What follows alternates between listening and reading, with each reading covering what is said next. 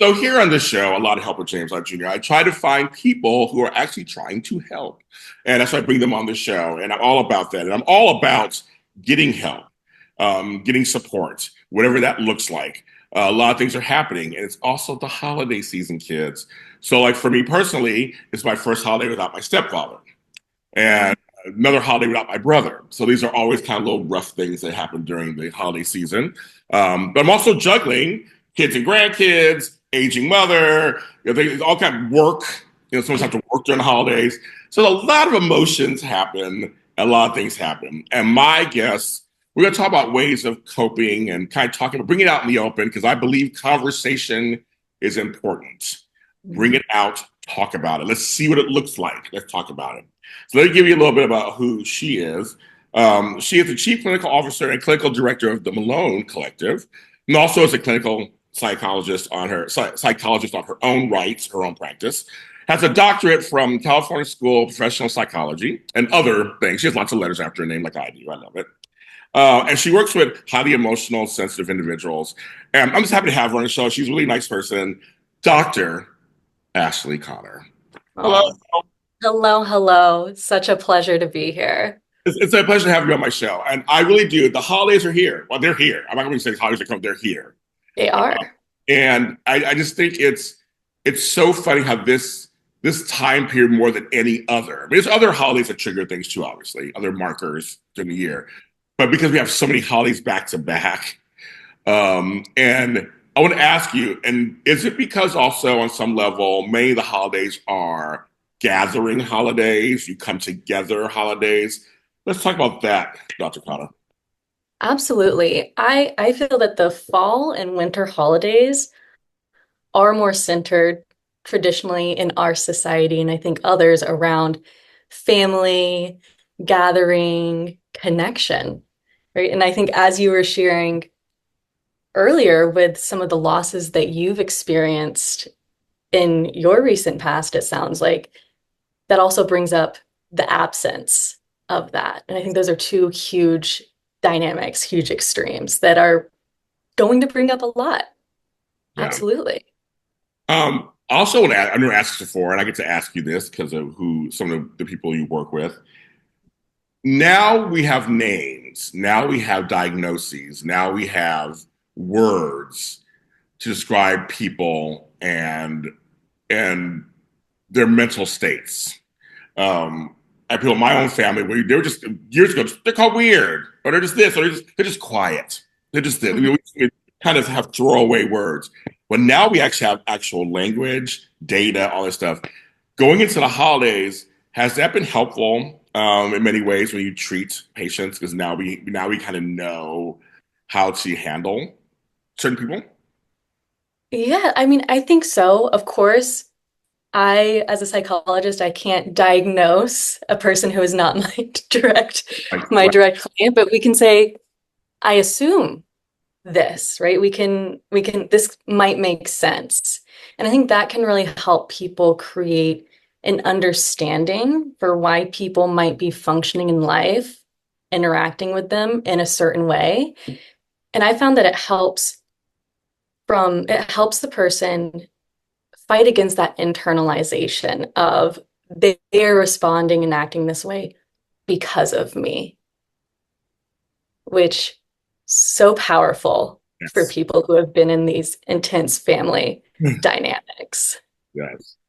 And, Yes. and I like that. I do, and I agree with that. But I just like to I like to just words and and things out there. And now we can all, you, me, everybody, can kind of look at, okay, that's what's going on, not just shoving them in a corner, going, well, they're just quiet from over there. At least Yes. not recognizing them for what they're feeling. Yes. Yes. And the impact that it has on their life as well, right? Not just within the family, but like how that impacts their social life, their work, their other family, like whatever it might be.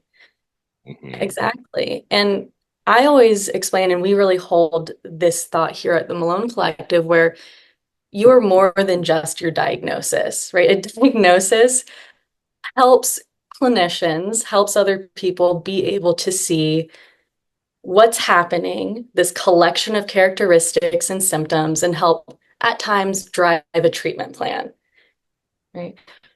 But we are really more than our diagnoses. We're complex, unique human beings. Someone with one diagnosis might present differently, have a different way of interacting than another person with the same diagnosis. So I also like to remind people that it's not a black and white thing. Though it's the DSM, there's these symptoms. The symptoms are also dynamic. Yes, I'm glad you said that. Because not all two people are alike. Anyway, we're all snowflakes, right? In the good folks, in the good. I mean, we're all cut differently. That there's no blanket swath over. Well, everyone who's this, that's how you should treat them. Like, no, everybody's individual still. Isn't that the message? Kind of like it's still individual. You still individual, still deeply, deeply individual. And I think that that's something that is hurtful when it's not missed or when it is missed. Yeah. Yes. Yeah. The other way. I know what you meant. I know what you meant. No, I think it's just said, because I mean, I think everybody, there are all kinds of social anxieties. And, people have that. Even the most outgoing person have a social anxiety. I mean, just because, again, going home for Thanksgiving, going home for Christmas, going to a party for New Year. These are all, like I said, gathering events. Yes. What are some of the things you get to help people with in terms of kind of coping with some of these, like just general stuff, kind of coping with getting to these situations? Absolutely. I mean, so Malone Collective, we work with people who have primary mental health, so trauma, anxiety, depression. We work with people who have primary addiction. We also work with people with dual diagnosis. So we get to help people who have a variety of difficulties and struggles, which is an absolute blessing. And what we like to do is to be able to help prepare people for when they're returning to these environments. And for me, that starts with, let's develop a game plan. Like, let's have you actually be prepared. Let's think about what are some of the triggers, the activators that might come up for you. What might be the difficult dynamics that you're not able to avoid or escape? What comes up for you? How can we manage that? Right? So having these in-depth conversations helps bring all of this information to the surface for the person so that there's awareness. And I think with that awareness allows people to make choices, right? Because oftentimes there are choices of how you're going to manage a situation. Mm-hmm. So I call this in DBT, because my background is in DBT, a COPE ahead plan. Right? So what are the activators? What are the skills that we're going to use? How are we going to stick within our boundaries? So it's a lot of boundary work. Right? Oftentimes going into these family dynamics, I'm sure, I don't want to assume anything, but I'm sure you've experienced it. Some people... You can assume. I've experienced it. Yes. We can't necessarily control someone else's boundary or someone else crossing our boundaries that we might have. Some people are boundaryless, right? So we also want to think about an exploration of, like, what are your boundaries, right? And how can you navigate these situations in a way that honors that? Yeah, I'm very transparent to my followers and fans. So I will use me as an example. We can't use clients or anything like that. I'm not gonna do that. We can use about me as an example. Yes. So I have no problem with that whatsoever. I'm pretty good now, but in the beginning, it was really hard because one of my biggest activators, I say it's an activator because okay, well, before I do that, let's explain a trigger and activator. Let's do that first. Yes.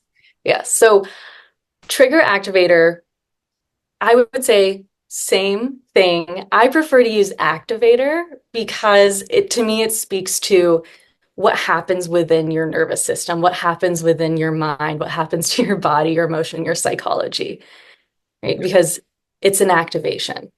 Yes. Yes. I like that. That's why I like activator too. I like that. Mhm. Okay, so now we said that, folks. So I'm going to talk to Doctor. I'm going to talk to Dr. Connor. So Dr. Connor, what happens for we said what happened for me was at first was who was invited to the family gathering, and Mhm.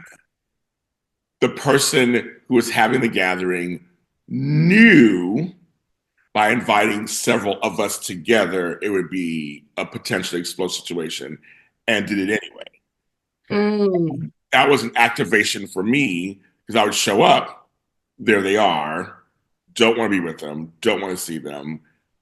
I'm feeling like they ruined all the family dynamics. If they weren't there, we'd be okay. Um, but I know that it's not my invitation. But it didn't. They can do whatever they want. They can invite whoever they want there. I mean, it's not about me. But it's Mm. activation for me. Yes. I'm just saying that's an example of how it was. I mean, I have a different approach now, but at the time I would show up and I'd just be pissed. Yes. Yes. Understandable, right? You're going to this family dynamic. Multiple people sound like they're going to be there that you have difficult or challenging relationships with. And it's like, maybe you just want to like eat and chill and connect with people that you want to connect with, right? Yeah, So that anger makes sense because having these people in your space is interfering with that in some way. So I'm curious, how did you cope with that during that time? How did you manage it? not very well the first couple of years. Okay. Dr. Connor, I'll tell you that. I will fully admit that it was not very. I was combative. I will Mhm. say because I was combative. And here's what's funny: not at the person who invited them. Where I feel like it should have went to them. I was combative to the person who was there, who was invited. Um, and it was just I felt like I felt like I was misdirecting my anger because it wasn't towards the person who Can you invited. hear me? Yes, I can hear Oh, you. I lost you. I Oh, lost you right when okay. you said you were combative. Of course, no, I'll cut that out there. I'll do that. Okay, Okay. I was combative to the person who was there, who's also invited, but I never confronted the person who invited them at first. Hmm. So after a couple of Yes. years of that, and it's one of those things where I really wanted to go. So I didn't make the decision to just not go because I wanted to go. Yeah. Everybody else was Yeah. like, everybody's going to be there. And my kids and grandkids, they're all going to be there. So it wasn't like I didn't not want to go. So that to me, that wasn't an option. I mean, I know it's always an option, but that wasn't my option. So at first, And I think it's like that's a value that you have. You very greatly value being there. So I always say, like, first weigh the values. What do you value more? Help, like, use that to help guide your decision. yes, Right? And it sounds like you made the decision to go, yes. though likely it would be very challenging for you. Yes. Yes. So and that's true because other situations, I can say I'm not going. It's not a big family thing. Oh, I'm not going to that. I don't want to see that person.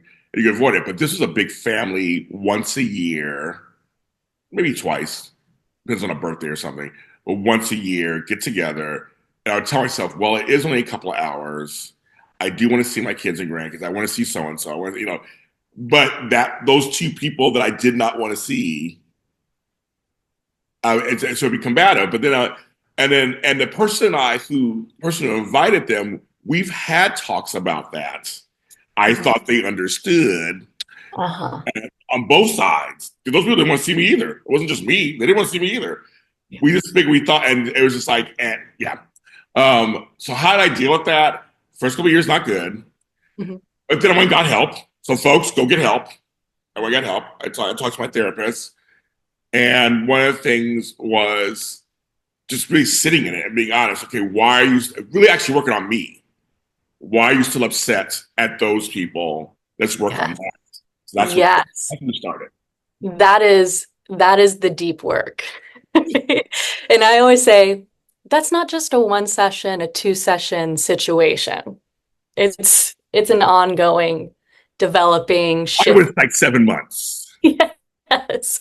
Yes. So let's start that as early as we can to help prepare you and your system. Number one, my number one recommendation, find a therapist that you feel like you trust and that you have a good connection with. And I think that us as humans, we can feel that. We're social creatures.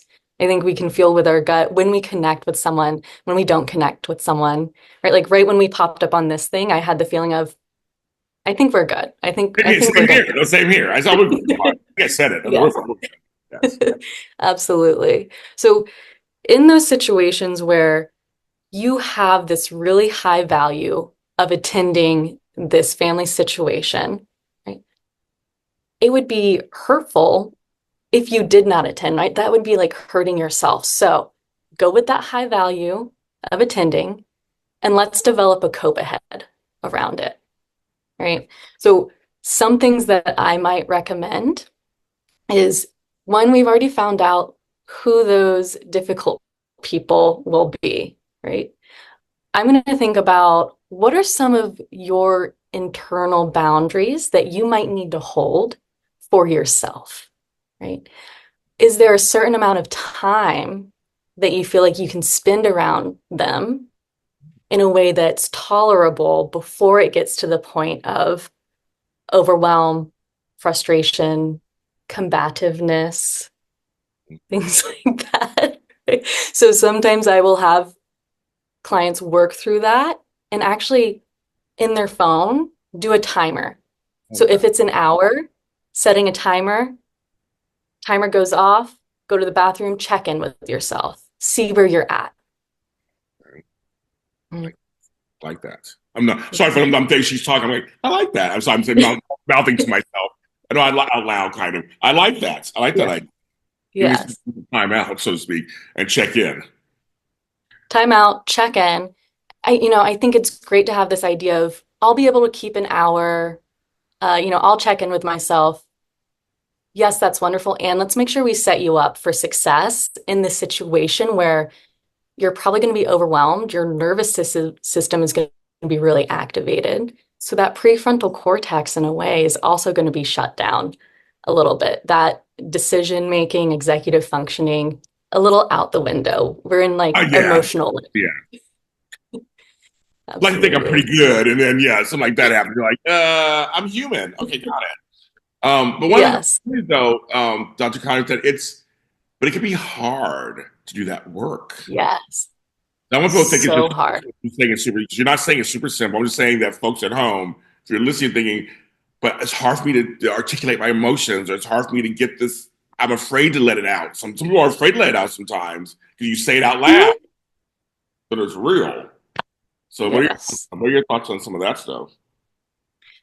I have so much compassion and understanding for that. Like a lot of people have grown up in these family systems where talking about things, not cool, not accepted, right? A lot of men growing up in this society, right? Don't talk about your emotions. Like you're really only allowed to be angry. Like that's the only thing that's acceptable.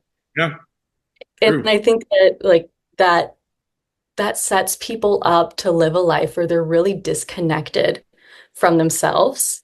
Because whether or not you're able to identify, and this is just my beliefs, whether or not you're able to identify what's going on in your internal world, so like the emotions, the thoughts, they're still there. So your nervous system is still responding to them. So if you're someone who has not done therapy before, who is nervous, who doesn't know like what anxiety even feels like, we get that all the time. Anxiety, what do you even mean? Yeah, And I'm yeah, like, your heart's palpitating, you're really stressed, you're a little agitated, you're speaking a mile a minute, you're worried about all these things. This sounds like anxiety to me. yeah. It is, and you're But right. When it comes to, I always say that. When I grew up in a society, girls were, taught to be anorexic physically, and boys taught to be anorexic mentally. yes, I would say that. yes. 'Cause a lot of times for me, it was you're the man of the house, man up, walk it off, Mhm. there's no crying, figure it out. We were never allowed. You're right. We're never allowed. I mean, I grew up in the 70s and 80s and, so a little bit of 90s, like we weren't allowed to have emotions. We were taught Yeah. to be stoic and just handle it. Hmm. Hmm. You know, Yeah. yeah. And I think that that builds up and then it gets to a tipping point. Right, it does. We're fighting that out, right? A lot of guys are fighting. And that whole thing you said, we're allowed to be angry here and there. If you're angry about something, that's an emotion we got. Like, we're used to men being like they kind of, but no, we can't. I mean, but remember, girls, they're always more in tune with themselves. They're taught, like, so they can only talk about their emotions. We can't. Like, that's such a weird message. Weird message. Yeah. Yes. But we're Absolutely. seeing it more now. We're seeing more now that men are talking. There's a whole, we're addressing that too now in society. So that's good. Yeah, and I think that that's one of the benefits. We're not talking about social media here, but I think that is one of the benefits of things like TikTok or Instagram is that there's more normalization of men speaking about mental health, and I think there's more awareness of that, which is impactful. Yeah. So going along with our conversation, yes, I had to focus on me. Uh, Hmm. it wasn't Hmm. so much. I think I'm going in to focus on them, but no, it's focusing on me Isn't because that fun? it's not fun. It was like turning inward to stop what's okay. And it didn't make any sense at first to me. My mind couldn't wrap around it at first, but now it makes sense. I learned. I had to learn about forgiveness. And forgiveness really is about forgiving yourself, right? It's not about Yes. forgiving them, or it's about you. And you're like, but wait a minute, but no, it's about you because you're the one walking around. It's your body, it's your mind, it's your being. Just being mad at them all the time, and yeah, you may be justified, or what they may have done something to you, like literally done something to you. We get it, Mhm. but you're the one carrying it around. Yes. Oh, yes. That's one of my favorite DBT principles is I'm I drink the Kool-Aid of DBT. It's like it's deep in my bones. Is you may not have caused all of your problems in life, meaning trauma, issues, whatever it might be, and you are still the one that has to solve them. Yeah, you And do. that's what I'm hearing you say there. That's what it was, girlfriend. That's what it was. I was like, I couldn't believe it. I was like, that's what it is. I have to work on myself because I'm thinking Yes. she did this and he did that and she did this. Well, okay, that's great. They did. Okay, I seriously was like, now what? What Yeah. now what? What about? Well, it's still Christmas is still coming or Thanksgiving is still coming, Yes. and they're going to probably be there. So now what? Now it's the next steps. But it was like 7 months. I mean, I worked on finding out how to reconcile all of that situation for myself. Hmm.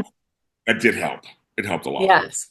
I really appreciate you sharing your journey and like specifically that it was 7 months, right? Like that's good therapeutic work. And for some people, it'll probably take even longer than that, Yeah. right? Like normalize it. Yeah. Like I said, I had a good time. We talked about it, but it was some rough moments too. I mean, it was just there were a couple of things I didn't want to look at because I was Absolutely. so busy pointing out that to look in, I found out it's one of the hardest things you can do. I mean, it's Hmm. rewarding, but it's one of the hardest things you can do. It's to Yeah. turn inward and go, okay, what can I do to change the situation when all you're thinking about is why can't they change and be different, Yes. right? Yes. That's what we do a lot, don't we? Yes. Yeah. Yeah. And this piece of radically working towards radically accepting they are the way that they are, we cannot change them. Right? That doesn't mean that we can't have boundaries. That doesn't mean that we can't have difficult conversations. But people, like, I believe people are doing the best that they can with the skills that they have and the life that they have had. We can't change them other than asking for what we might need if they're able to receive that. Yeah. Right. But doing that internal, deep, hard work is where that life blossom happens. Yeah. Well, And true. it's going to help so much. It's going to help so much in these situations where you're going back home to visit family, right? And because you've done the work, that doesn't mean that you're going to move through it smoothly.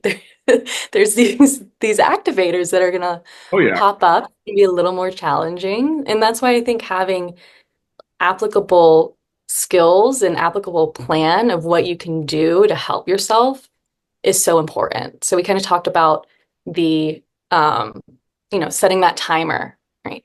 Can you imagine having a golden orb around you and using visualization? Is there someone that you can use as a buffer? I love a buffer, right? Oh, Someone okay. Yeah, that I read it. a family member that might be there who might have a better relationship with them, who is supportive of you. Can you use them as a buffer? Can they stick around you? Can they help you hold a boundary with this person? Can you make sure that there's people that if you're sitting at a table together, the person who you might not get along with so well, they're not in your direct view and they're definitely not sitting right next to you. Ooh, yeah. These these things, if you can control it. There are a couple times, girl, Absolutely. I'll tell you, there are a couple times, even to this day, and I'm much better than I was, probably not much better than I was before. Because I ultimately learned they are who they are. They have to live with it. I don't have to live with it. That's why Mm. they have to live with it. I'm off the hook. They, Ah, that's them. They want to be that way, that's yeah. fine. They know what they've done, and they know what they've done did, and I'm going to leave it alone. Hmm. But occasionally, Dr. Connor, I went, I'll use an example. I don't care. I'm going to use an example. So I have a couple of grandkids who go to art-based elementary schools. They're called Leonardo da Vinci schools, and they encourage art as well as their regular curriculum. And so both my kids like to color their hair. And so my daughter will get them the temporary. I mean, not getting like a really dye their hair, like whatever. It's like a little temporary color with some green streaks in or blue. And the school will totally accept it, so the school's not like against or anything. And I remember, I had to laugh. I can't remember telling the story.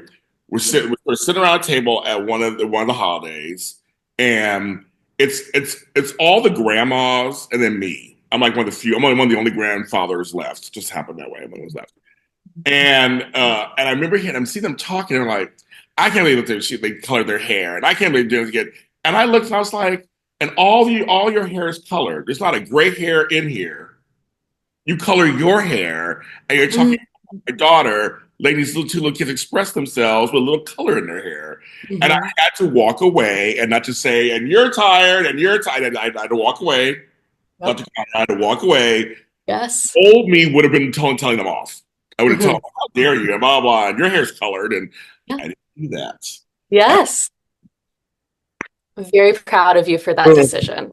oh, Because I can imagine in that moment, it was actually hard to make that decision that was more helpful for you. me, yes. Yes. Arguing with them wouldn't do anything. You're not going to win anything. You're not going to do anything. You'll ruin a party, whatever. Yeah, you don't, but I did. I wanted to run my mouth. I did, Dr. Connor. I wanted to mouth, but I Of did. course. I'm glad. Of course that's gonna come up. Woo, the activators. But I'm Yeah. glad. In the long run, I'm glad I did. And I just left it. And I said, that's their stuff. Hmm. My kids are happy. They're happy over here. So Yeah. why do I worry about them?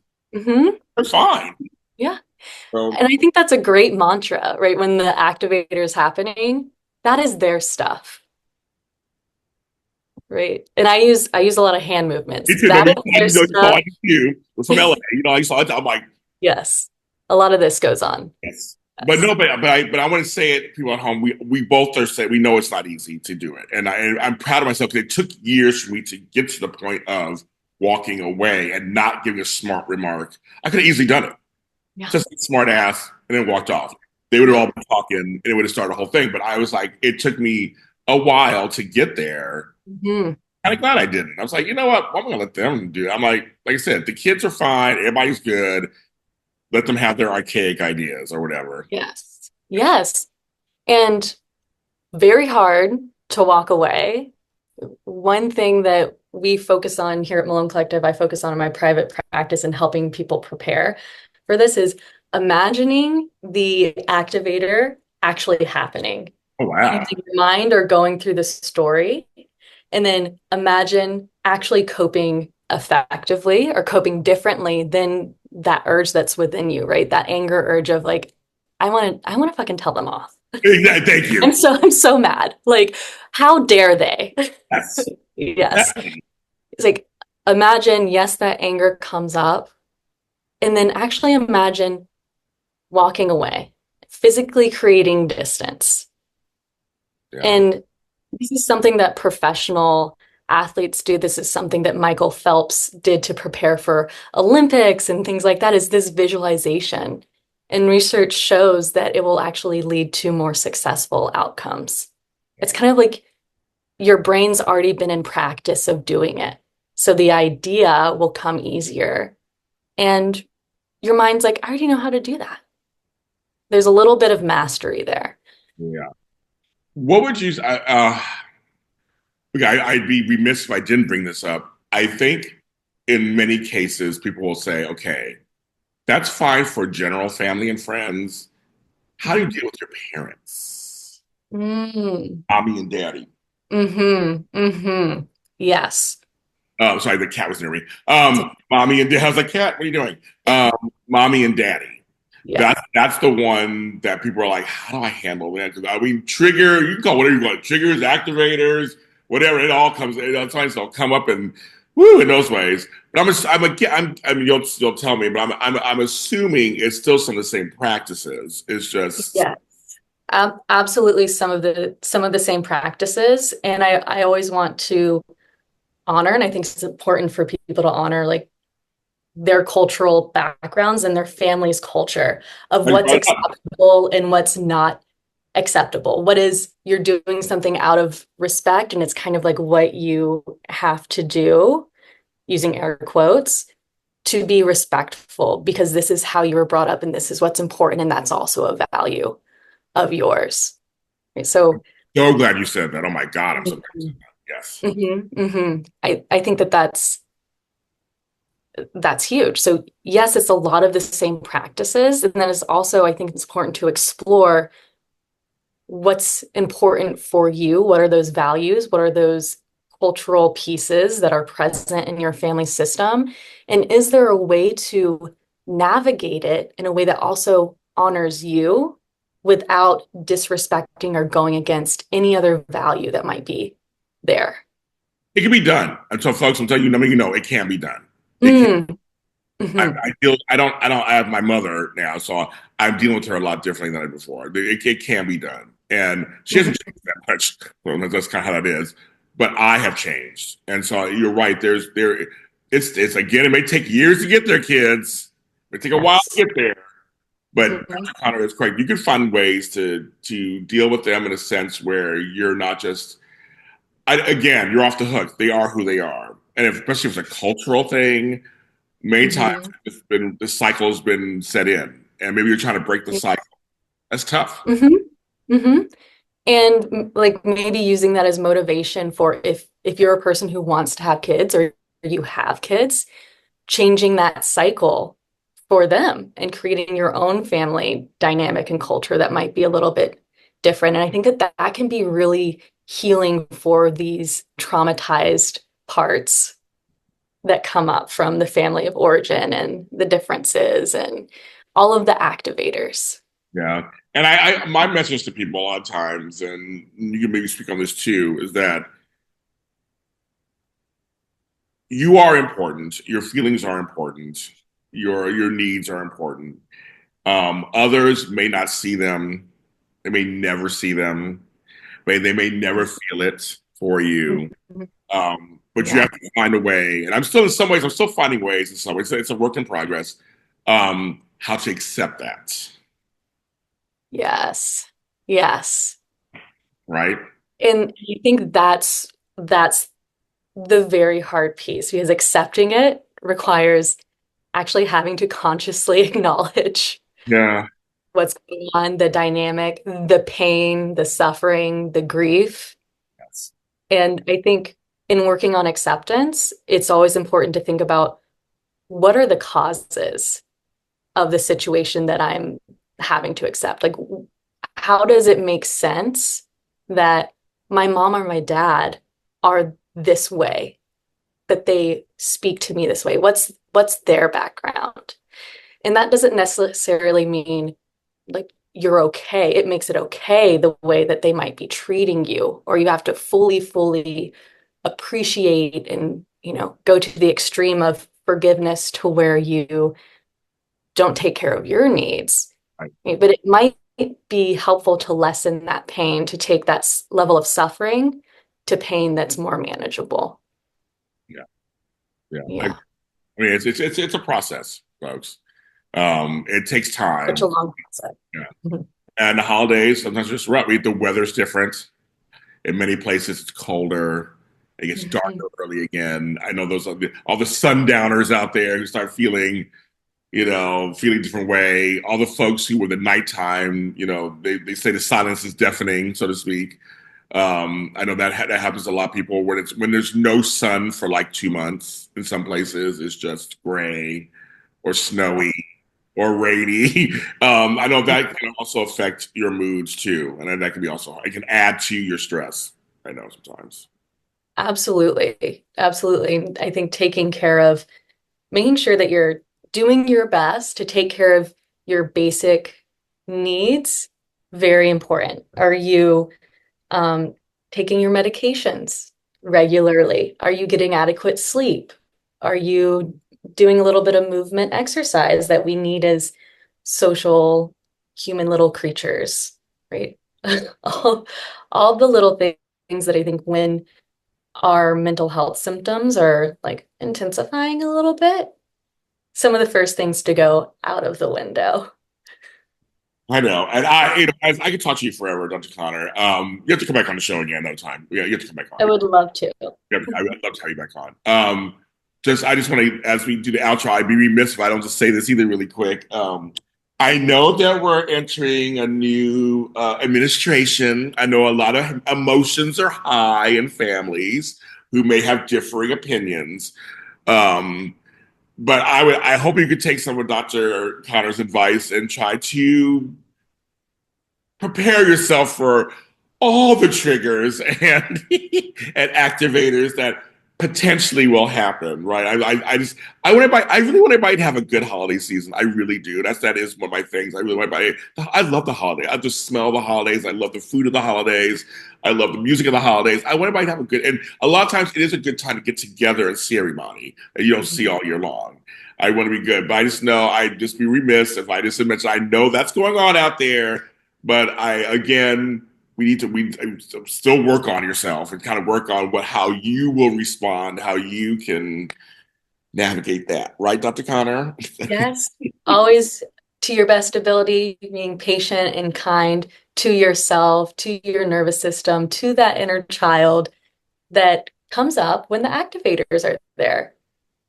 Yeah. Absolutely. Have grace with yourself. Give yourself grace. Not easy. Nobody's perfect. Way easier said than done. Yeah. Oh yeah. But it can be done. I want people to walk away as we end this that it is possible. I know personally for me, I have gotten so much better in the last 10, 15 years than I was before. And part of it is aging. To your age, you start changing a little bit to you a little bit. But I did work on myself. And I want people to know that getting help, it is no shame, no shame, Mm-hmm. shame. I will say that. I will say it over and over and over and over and over again. Um, it's just like you get a plumber or a gardener or an electrician or whatever, a therapist, psychiatrist, psychologist, whatever you need, a coach, whatever you need, please don't hesitate. Just don't hesitate. Right. Yes. So important. Such a beautiful message. Tell people where they can find you and the Malone Collective. Absolutely. So we are located here in Santa Monica. You can find us at our website, www.malonecollective.com. You can find me in my private practice. My name, Ashley Connor, psyd.com. And if you call us, you're seeking help. If we're not the right fit for you, we really value connecting people to care. We will do our best to connect you to an appropriate care provider for you. Yes. Yes. I like that. And I'll put those all in the description, of course, they can find you because you are amazing. And I wish you, Dr. Ashley Connor, a great holiday season. Thank you. You as well. You'll be in my mind, and I hope you have a wonderful one too. Thank you. Folks, this is a lot of help. My website is a lot of help.com. We're also on Facebook at a lot of help. I'm everywhere. I'm even on Blue Sky now. It's James Lott Jr. You can go and check me out over there. But I'm everywhere. You can just type in my name, and I joined everything, so you can find me easily. But if you also are afraid or a little nervous, you can come talk to me, and I can connect you with her if I need to. If you need a little, like I said, a buffer or a conduit, I'm here. I'm here. James Lott Jr. is here. We're here to help. We're here to help. We want everybody happy and healthy this holiday season. And we'll talk to you next time.